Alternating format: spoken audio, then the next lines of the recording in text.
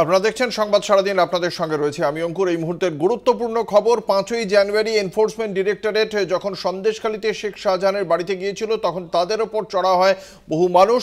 সেই ঘটনার প্রেক্ষিতে আক্রান্ত হন ইডির আধিকারিকরা।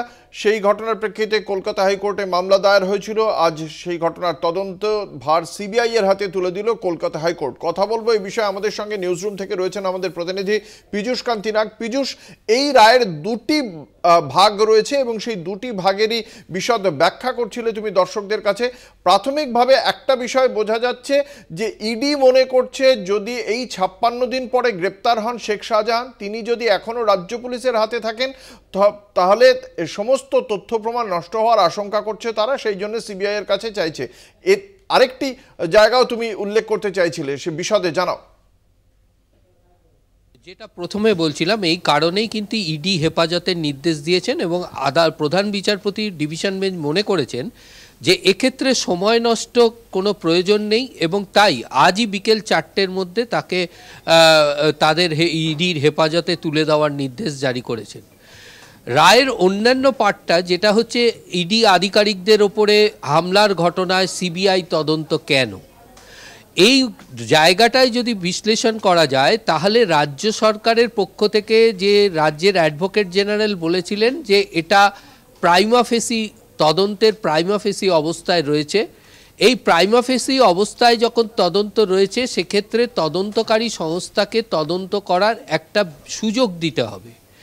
তার কারণ ল অ্যান্ড অর্ডার যেহেতু রাজ্যের ব্যাপার, সেক্ষেত্রে যে কোনো ঘটনা ঘটলেই যদি আদালত স্থানীয় তদন্তকারী সংস্থাকে সুযোগ না দিয়ে যদি সেন্ট্রাল এজেন্সিকে তদন্তভার স্থানান্তরিত করে তাহলে সাধারণ মানুষের কাছে স্থানীয় তদন্তকারী এজেন্সির ওপরে যে আস্থা, সেই আস্থা চলে যাবে এবং পাশাপাশি এটা একটা নিদর্শন হয়ে দাঁড়াবে যে যে কোনো ঘটনা ঘটলেই যে কেউ সেন্ট্রাল এজেন্সিকে দিয়ে তদন্তের দাবি জানাবে।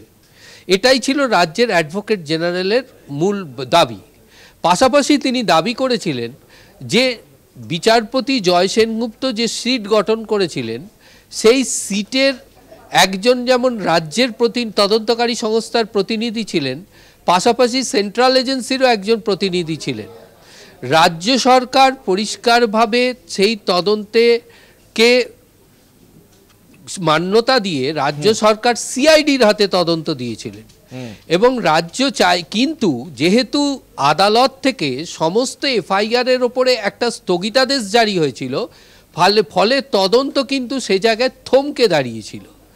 সেক্ষেত্রে একটা সময় এসে আদালতকে শুনতে হয়েছে প্রধান বিচারপতি ডিভিশন বেঞ্চকে যে শেখ শাহজাহানকে গ্রেপ্তার করা যাচ্ছে না, তার কারণ হচ্ছে যে যে সমস্ত এফআইআর দায়ের হয়েছিল যে ইডি আধিকারিকদের ওপর হামলার পর, সেই এফআইআরগুলোর ওপরে যেহেতু আদালত স্থগিতাদেশ জারি করেছে তাই তদন্তের কাজ এগিয়ে নিয়ে যাওয়া যেতে পারছে না, তাই শেখ শাহজাহানকে গ্রেপ্তার করা সম্ভব হয়নি। কিন্তু এই জায়গাটায় ক্লারিফিকেশন দিয়ে প্রধান বিচারপতি ডিভিশন বেঞ্চ কিন্তু পরিষ্কার জানিয়ে দিয়েছেন যে শাহজাহানকে গ্রেপ্তারের ওপরে কোনো স্থগিতাদেশ আদালতের নেই। আদালত শুধুমাত্র তদন্তের ওপরে স্থগিতাদেশ দিয়েছিল এবং এই স্থগিতাদেশের ফলে যে তদন্তের কাজ বিলম্বিত হচ্ছিল তাতেই কিন্তু এনফোর্সমেন্ট ডাইরেক্টরেট দাবি জানায় আদালতের কাছে যে তুমি আমাদের সঙ্গে থাকো। এই মুহূর্তে আমাদের সঙ্গে টেলিফোন লাইনে রয়েছেন সিপিএম নেতা তন্ময় ভট্টাচার্য। আপনাকে কলকাতা টিভির পক্ষ থেকে স্বাগত জানাই। আজ কলকাতা হাইকোর্টের পক্ষ থেকে 5ই জানুয়ারি সন্দেশখালীতে ইডির তদন্তকারী আধিকারিকদের উপর হামলার ঘটনায় সিবিআই তদন্তের নির্দেশ দেওয়া হয়েছে। কিভাবে দেখছেন এই রায়কে? এটা সাধারণভাবে স্বাভাবিক ছিল, যেহেতু ইডির আধিকারিকরা আক্রান্ত হয়েছেন, কেসটা সিবিআই এর কাছে যাবে এটা বোঝা ছিল। এখন দেখার সিবিআই এর কাছে যাওয়ার পরে এটা যেন তারিখ পে তারিখ না হয়। শেখ শাহজাহান এবং তার বাহিনী সন্দেশখালীর বাটিতে যে নারকীয়তা চালিয়ে গেছেন, যে বর্বরতা অসভ্যতার নজির স্থাপন করেছেন, সেটা যেন উপযুক্ত শাস্তি পায়, সেইটা যাতে সিবিআই দ্রুততার সঙ্গে দেখে, শ্লথতা যেন সিবিআই কে গ্রাস না করে, এটাই সবচাইতে বড় বিষয়। অসংখ্য ধন্যবাদ। আমরা কথা বলছিলাম সিপিএম নেতা তন্ময় ভট্টাচার্যের সঙ্গে। আমাদের সঙ্গে রয়েছেন আমাদের নিউজ রুম থেকে আমাদের প্রতিনিধি পীযূষ কান্তি নাগ। পীযূষ, তুমি যে কথা বলছিলে, যে দেখা যাচ্ছে যে এনফোর্সমেন্ট ডাইরেক্টরেটের দাবি হচ্ছে যে এই তদন্ত যত বিলম্বিত হবে ততই কিন্তু তার নথি নষ্ট হওয়ার সম্ভাবনা, সাক্ষী ডাইভার্টেড হয়ে যাওয়া, এই ধরনের ঘটনা ঘটবে। তাই সিবিআইকে দিয়ে তদন্ত করানো হোক। তার কারণ এনফোর্সমেন্ট ডাইরেক্টরেট যখন শেখ শাহজাহানের বাড়িতে গেছিল সেই সময় তারা সেন্ট্রাল ফোর্স নিয়ে যায়। রাজ্য সেই জায়গায় দাঁড়িয়ে আদালতে দাবি করেছিল যে এই ঘটনা যখন তুমি আমাদের সঙ্গে থাকো। আমাদের সঙ্গে রয়েছেন প্রদেশ কংগ্রেসের মুখপাত্র সৌম্য আইচ রায়। আপনাকে কলকাতা টিভির পক্ষ থেকে স্বাগত জানাই। কলকাতা হাইকোর্ট সন্দেশখালীর ঘটনায় সিবিআই তদন্তের নির্দেশ দিয়েছে, কিভাবে দেখছেন এই রায়কে? দেখুন, আমরা যে কোনো রায় আদালতের তাকে স্বাগত জানাই, কিন্তু কথা হচ্ছে আমাদের কে না চালে বিশ্বাস নেই। এই সিবিআই ইডি তদন্তের নামে দীর্ঘদিন ধরে ঘোরাফেরা তালবাহানা করতে থাকে, কিন্তু রাজ্য পুলিশের উপরে যে বাংলার মানুষের ভরসা নেই এটা আমরা জানতাম, এবং যেটা রায়টা দিয়েছেন তাতে আমরা সোজাসুজি বলছি সেই রায়কে আমরা স্বাগত জানাচ্ছি। তার কারণ এই বাংলার পুলিশের তত্ত্বাবধানে 56 দিন শেখ শাহজাহান জামাই আদরের সন্দেশখালীর ভেতরেই ঘুরে বেড়াচ্ছে, ফলে তাকে দিয়ে যে কতটা তদন্ত হবে আমাদের সেটা পুরোপুরি আমরা সন্দেহ। ফলে সিবিআই যদি তদন্ত করে বার করে তাহলে তো ভালোই, কিন্তু কতটা করবে সেটা খেয়ে না চালে বিশ্বাস নেই। কারণ বিগত দিনের তদন্তগুলোর মতো যেন শীত ঘুমে না চলে যায় সেদিকে আমরা নিশ্চয়ই দৃষ্টিপাত রাখবো। সেক্ষেত্রে আপনারা কি মনে করছেন যে এই যে 1 তারিখ মানে যোগাযোগ বিচ্ছিন্ন হয়ে গিয়েছে? আমাদের সঙ্গে ছিলেন প্রদেশ কংগ্রেসের মুখপাত্র সৌম্য আইচ রায়। আমি আবারও ফিরে যাব, নিউজরুমে রয়েছেন আমাদের প্রতিনিধি পীযূষ কান্তি নাগ। পীযূষ, যে কথাটা বারংবার উঠছে যে সিবিআই, এর আগেও আমরা দেখেছি শিক্ষক নিয়োগ দুর্নীতিতেও দীর্ঘ সময় পরেও এখনো পর্যন্ত দোষী সাব্যস্ত করার ক্ষেত্রে এখনো পর্যন্ত যথেষ্ট পিছিয়ে রয়েছে। সেক্ষেত্রে এই মামলার সম্পর্কে এখনো পর্যন্ত আইনজ্ঞ মহলে সিবিআই এর হাতে যাওয়ার পর সাফল্যের সম্ভাবনা সম্পর্কে কি ধারণা? দেখো, এই মামলার যে তদন্তের গতি প্রকৃতি যা হওয়া উচিত, তার কারণ এই যে ইডি আধিকারিকদের ওপরে যে হামলা হয়েছে এ বিষয়ে কোনো সন্দেহ নেই। তার বিভিন্ন ভিডিও ফুটেজ সেটাই প্রমাণ করে। দ্বিতীয়ত হচ্ছে যে শেখ শাহজাহান যে এই ঘটনার যে পেছনে যে মূল ষড়যন্ত্রকারী, সেটা ইডি যে track record, telephonic track record, সেই ট্র্যাক রেকর্ড থেকেই কিন্তু এটা পরিষ্কার। অর্থাৎ ইডি আধিকারিকদের ওপর হামলার ঘটনায় শেখ শাহজাহানের যে একটা ভূমিকা ছিল সেটা কিন্তু ইতিমধ্যে এনফোর্সমেন্ট ডাইরেক্টরেট তাদের যে নথি এবং তাদের যে ইলেকট্রনিক্স ডিভাইসের মাধ্যমে যে তথ্য তাদের কাছে এসছে তদন্তে, যেটা তারা নিম্ন আদালতে দাবি করছে, সেই নথির ভিত্তিতে কিন্তু তদন্তের কাজ অনেকটাই এগিয়ে গেছে। আমি একটা বিষয় পীযূষ তোমার কাছে জানতে চাইবো, শেখ শাহজাহান রাজ্য পুলিশের কাছে স্বীকারোক্তিতে জানায় যে এই যখন ইডি তার বাড়িতে আসে তাকে গ্রেপ্তার করা হতে পারে এই আশঙ্কাতেই সে ইডির ওপর হামলা চালানোর বন্দোবস্ত করেছিল, সেই ষড়যন্ত্র করেছিল। রাজ্য পুলিশের কাছে শেখ শাহজাহানের দেওয়া এই জবানবন্দি কি এনফোর্সমেন্ট ডিরেক্টরেট তাদের বিরুদ্ধে, মানে তাদের যে অভিযোগ রয়েছে সেই অভিযোগে ব্যবহার করতে পারবে? অবশ্যই পারবে। তার কারণ তুমি দেখো, প্রধান বিচারপতি তার রায় কিন্তু উল্লেখ করেছেন যে থানার তদন্ত সংক্রান্ত যে সমস্ত কাগজ, সেই কাগজ কিন্তু তাদের হস্তান্তর করতে হবে। অবশ্য শেখ শাহজাহানের যে বয়ান, সেই বয়ান কিন্তু তারা এই তদন্তের কাজে লাগাতে পারবে। তার কারণ সিবিআই যখন তদন্তভার নেবে তখন এই রুট ধরেই কিন্তু তারা শেখ শাহজাহানকে জিজ্ঞাসাবাদ করবে। এবং যে কথা তুমি এই তদন্ত বিলম্বের কথা বলছিলে, এই তদন্ত যদি সিবিআই বিলম্বিত করে তাহলে সেক্ষেত্রে কিন্তু সিবিআই এর যোগ্যতা নিয়ে কিন্তু প্রশ্ন উঠে যাবে। তার কারণ এই তদন্ত কিন্তু ইতিমধ্যে প্রায় বেশিরভাগ পথই অতিক্রম করেছে। তদন্তে যেমন শেখ শাহজাহান স্বীকার করেছেন যে তিনি এই ঘটনার পেছনে তিনি অর্গানাইজড করেছিলেন।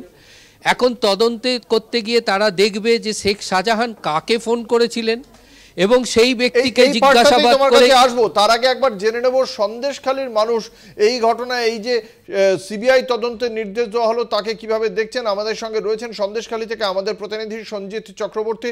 সঞ্জিত, এই ঘটনার কি প্রতিক্রিয়া সন্দেশখালীতে? দেখো, তুমি এই ঘটনার একটু আগে যদি চলে যায়, অর্থাৎ 5ই জানুয়ারি যখন ইডি আধিকারিকরা যায় সন্দেশখালীর বিশেষ করে আকুঞ্জি পাড়ায় শেখ শাহজাহানের বাড়িতে, তখন তার বাড়িতে ঢুকেই তার তালা ভাঙতে শুরু করে। সেই সময় যেটা দাবি করা হচ্ছে যে শেখ শাহজাহানের মোবাইল ফোন করে বেআইনিভাবে জমায়েত করে ইডি আধিকারিকরা তাদের উপর হামলা চালিয়েছিল। ইডি আধিকারিকরা আক্রান্ত হয়, বেশ কিছু মাথা পাঠিয়ে দেওয়া হয়, গাড়ি ভাঙচুর করা হয়, এমনকি বাহিনী গিয়ে ঘিরে বিক্ষোভ দেখায়। ইতিমধ্যে 3টি মামলা হয়, বসিরহাট পুলিশ যায় 3টি মামলার।